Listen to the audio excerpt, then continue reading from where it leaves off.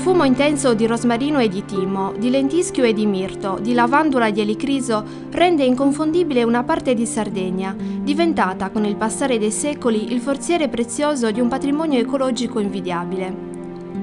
Queste essenze aromatiche hanno trovato proprio qui l'habitat ideale e il loro rigoglioso sviluppo contribuisce a dare a questo angolo di Mediterraneo una connotazione tutta speciale. Benvenuti in Ogliastra, la terra antica che vi vogliamo raccontare.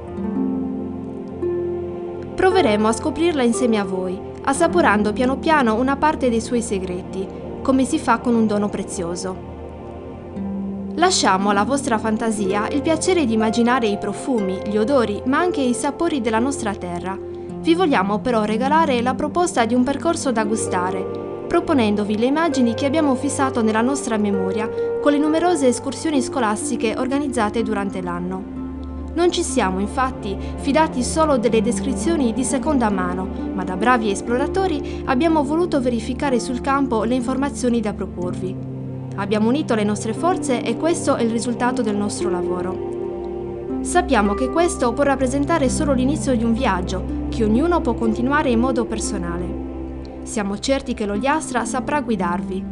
Incominciamo il viaggio.